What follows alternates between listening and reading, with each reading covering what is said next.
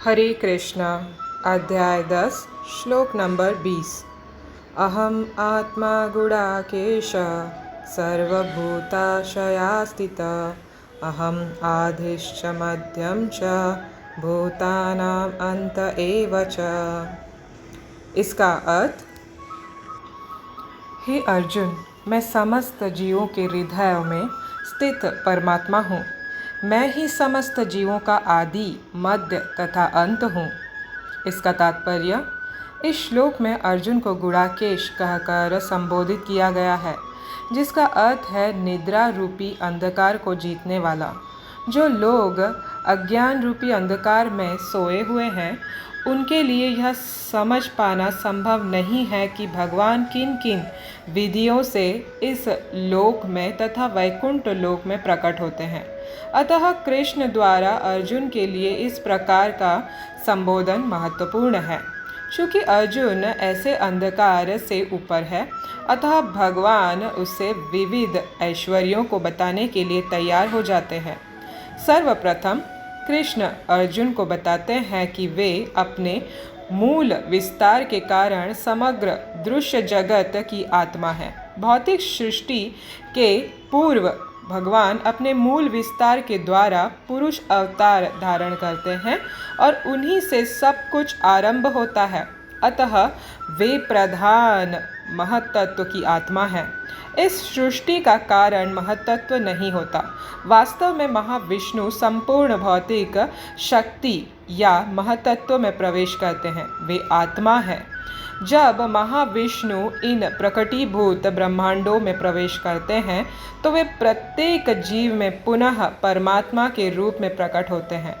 हमें ज्ञात है कि जीव का शरीर आत्मा के स्फुलिंग की उपस्थिति के कारण विद्यमान रहता है। बिना आध्यात्मिक स्फुलिंग के शरीर विकसित नहीं हो सकता। उसी प्रकार भौतिक जगत का तब तक विकास नहीं होता जब तक परमात्मा कृष्ण का प्रवेश नहीं हो जाता। जैसा कि सुबल उपनिषद में कहा गया है, प्रकृति आदि सर्व भूतांतर्यामी सर्वशेषी च नारायण। परमात्मा रूप में भगवान समस्त प्रकटीभूत ब्रह्मांडों में विद्यमान है। श्रीमद् भागवत में तीनों पुरुष अवतारों का वर्णन हुआ है। सात्वत तंत्र में भी इसका वर्णन मिलता है। विष्णोस्तु त्रीणि रूपाणि पुरुषाख्यानि अथो विदुः।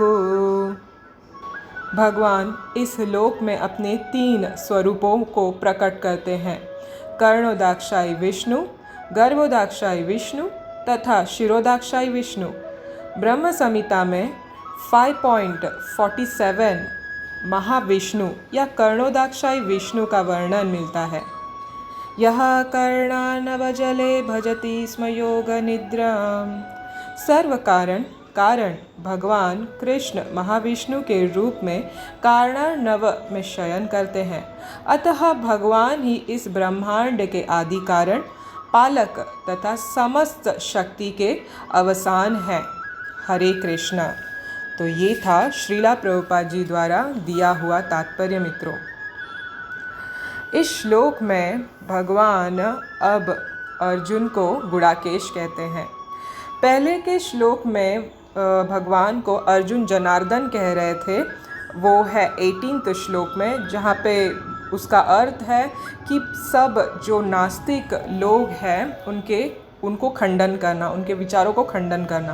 तो इसलिए जनार्दन संबोधित करते हैं अर्जुन भगवान कृष्ण को, क्योंकि उनमें भी अज्ञान रूपी एक अंधकार सा आ गया था। उसको नष्ट करने के लिए वो उन्हें भगवान को अप्रोच कर रहे हैं। इसी विविध प्रकार से वो भगवान के अलग अलग नामों का उच्चारण करते हैं। उसी तरह भगवान भी अर्जुन का एक एक नाम जो है उसका संबोधित करते हैं। अब यहाँ पे भगवान कृष्ण अर्जुन को गुडाकेश कहते हैं। इसका कोई हेतु है। इसका हेतु ये है, महत्वपूर्ण संबोधन है जो श्रीला प्रभुपाद बताते हैं तात्पर्य में, कि गुडाकेश का मतलब जिसने निद्रा को काबू में कर लिया है, वश में कर लिया है, इसका अर्थ वो है। तो अभी निद्रा का क्या मतलब हुआ? भौतिक जगत में निद्रा का मतलब है अंधकार, अज्ञान, जो कि सर्वत्र सब जगह पर फैला हुआ है। आजकल लोगों को, स्पेशली कलयुग के लोगों को, इस युग के लोगों को ज्ञान की बातें पचती नहीं हैं, उन्हें समझ में नहीं आती है, वो सुनना भी नहीं चाहते हैं। वो बस अज्ञान में जीना चाहते हैं, अंधकार में जीना चाहते हैं। जो दिखता है उनको वही सच लगता है, जो नहीं दिखता है वो उसको सत्य नहीं मानते हैं। इसीलिए कृष्ण अर्जुन को गुड़ाकेश कहते हैं, क्योंकि उन्होंने अज्ञान रूपी अंधकार को क्या कर लिया है? वश में कर लिया है। उसी तरह वो चाहते हैं हम भी इस अज्ञान रूपी अंधकार को वश में कर लें, ताकि हम भगवान के विविध ऐश्वर्यों को समझ सके, जो अभी आगे वो बताने वाले हैं। तो इसका ये अर्थ हुआ।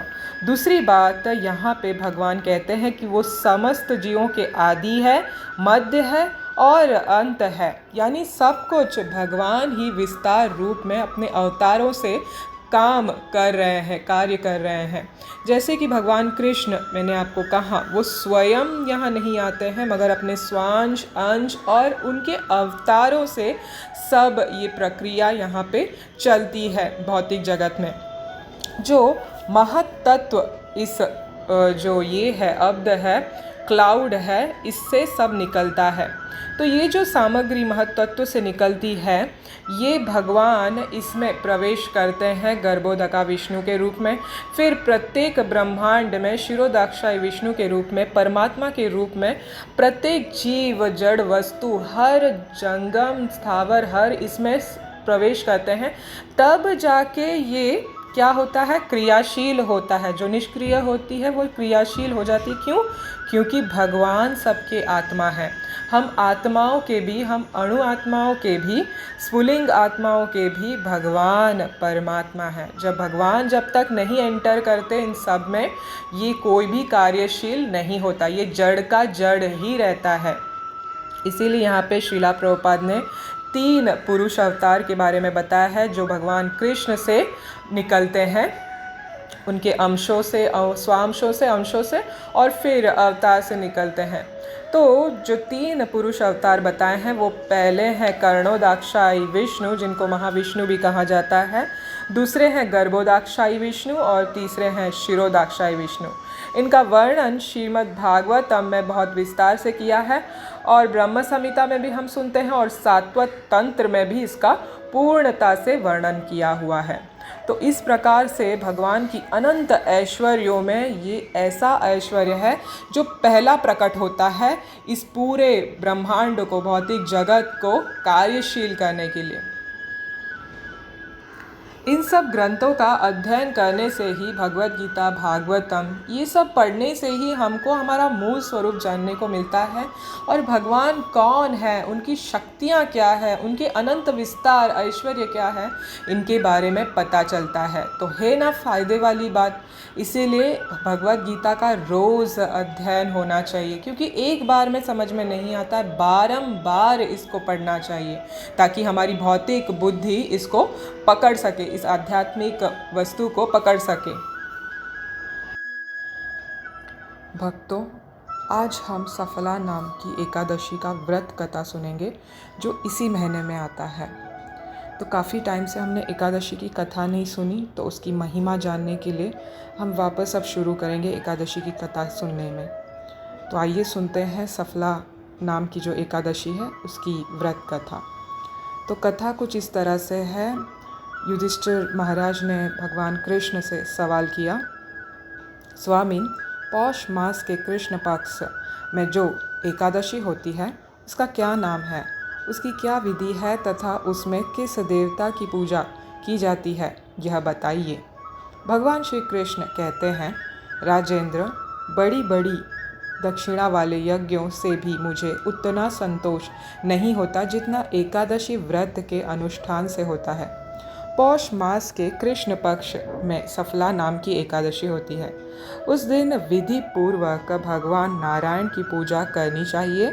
जैसे नागों में शेषनाग, पक्षियों में गरुड़ तथा देवताओं में श्री विष्णु श्रेष्ठ है, उसी प्रकार संपूर्ण व्रतों में एकादशी तिथि श्रेष्ठ है। राजन, सफला एकादशी को नाम मंत्रों का उच्चारण करके नारियल के फल, सुपारी, बिजौरा तथा जमीरा, नींबू, अनार, सुंदर आंवला, लौंग, बैर तथा विशेषतः आम के फलों और धूप दीप से श्रीहरि का पूजन करें। सफला एकादशी को विशेष रूप से दीप दान करने का विधान है। रात को वैष्णव पुरुषों के साथ जागरण करना चाहिए। जागरण करने वाले को जिस फल की प्राप्ति होती है वह हजारों वर्ष तपस्या करने से भी नहीं मिलता। नृपश्रेष्ठ, अब सफला एकादशी की शुभ कारिणी कथा सुनो। चंपावती नाम से विख्यात एक पुरी है जो कभी राजा महिष्मत की राजधानी थी। राजऋषि महिष्मत के 5 पुत्र थे। उनमें जो ज्येष्ठ था वह सदा पाप कर्म में ही लगा रहता था, पर स्त्रीगामी और वैश्यासक्त था। उसने पिता के धन को पाप कर्म में ही खर्च किया। वह सदा दुराचार परायण तथा वैष्णव और देवताओं की निंदा किया करता था। अपने पुत्र को ऐसा पापाचारी देखकर राजा महिष्मत ने राजकुमारों में उसका नाम लुम्बक रख दिया। फिर पिता और भाइयों ने मिलकर उसे राज्य से बाहर निकाल दिया। लुम्बक गहन वन में चला गया। वहीं रहकर उसने प्रायः समूचे नगर का धन लूट लिया। एक दिन जब वह रात में चोरी करने के लिए नगर में आया तो सिपाहियों ने उसे पकड़ लिया, किंतु जब उसने अपने को राजा महिष्मत का पुत्र बतलाया तो सिपाहियों ने उसे छोड़ दिया। फिर वह वन में लौट आया और मांस तथा वृक्षों के फल खाकर जीवन निर्वाह करने लगा। उस दुष्ट का विश्राम स्थान पीपल वृक्ष बहुत वर्षों पुराना था। वह वन में वह वृक्ष एक महान देवता माना जाता था। पाप बुद्धि लुम्बक वही निवास करता था। एक दिन किसी संचित पुण्य के प्रभाव से उसके द्वारा एकादशी के व्रत का पालन हो गया। पौष मास में कृष्ण पक्ष की दशमी के दिन पापिष्ठ लुम्बक ने वृक्षों के फल खाए और वस्त्रहीन होने के कारण रात भर जाड़े का कष्ट भोगा। उस समय न तो उसे नींद आई और न आराम ही मिला। वह निष्प्राण सा हो रहा था। सूर्योदय होने पर भी उसको होश नहीं आया। सफला एकादशी के दिन भी लुम्बक बेहोश पड़ा रहा। दोपहर होने पर उसे चेतना प्राप्त हुई। फिर इधर उधर दृष्टि डालकर वह आसन से उठा और लंगड़े की भांति लंगड़ाता हुआ वन के भीतर गया। वह भूख से दुर्बल और पीड़ित हो रहा था। राजन, लुम्बक बहुत से फल लेकर जब तक विश्राम स्थल पर लौटा तब तक सूर्योदय अस्त हो गए। तब उसने उस पीपल वृक्ष की जड़ में बहुत सारे फल निवेदन करते हुए कहा, इन फलों से लक्ष्मीपति भगवान विष्णु संतुष्ट हो। यह कहकर लुम्बक ने रात भर नींद नहीं ली। इस प्रकार अनायास ही उसने इस व्रत का पालन कर लिया। उस समय सहसा आकाशवाणी हुई, राजकुमार, तुम सफला एकादशी के प्रसाद से राज्य और पुत्र प्राप्त करोगे। बहुत अच्छा कहकर उसने वह वरदान स्वीकार किया। इसके बाद उसका रूप दिव्य हो गया। तब से उसकी उत्तम बुद्धि भगवान विष्णु के भजन में लग गई। दिव्य आभूषणों से सुशोभित होकर उसने निष्कंटक राज्य प्राप्त किया और 15 वर्षों तक वह उसका संचालन करता रहा। उसको मनोज्ञ नामक पुत्र उत्पन्न हुआ। जब वह बड़ा हुआ तब लुम्बक ने तुरंत ही राज्य की ममता छोड़कर उसे पुत्र को सौंप दिया और वह स्वयं भगवान श्री कृष्ण के समीप चला गया, जहाँ जाकर मनुष्य कभी शोक में नहीं पड़ता। राजन, इस प्रकार जो सफला एकादशी का उत्तम व्रत करता है वह इस लोक में सुख भोग कर मरने के पश्चात मोक्ष को प्राप्त होता है। संसार में वे मनुष्य धन्य हैं जो सफला एकादशी के व्रत में लगे रहते हैं। उन्हीं का जन्म सफल है। महाराज, इसकी महिमा को पढ़ने, सुनने तथा उसके अनुसार आचरण करने से मनुष्य राजसूय यज्ञ का फल पाता है। हरे कृष्णा। तो दोस्तों, ये था सफला एकादशी का व्रत कथा जो सीधे मैंने आपको उसकी व्रत महिमा की कथा से ही पढ़ के सुनाया है। इसका फल जो सुनने का है वो आपको भी प्राप्त हो, मुझे भी प्राप्त हो और जो कोई भी है उन सबको प्राप्त हो। तो आशा करती हूँ आपको अच्छा लगा होगा। हरे कृष्ण कृष्ण कृष्ण हरे हरे, हरे राम राम राम हरे हरे। श्री कृष्ण भगवान की जय। श्रीला प्रभुपाद की जय।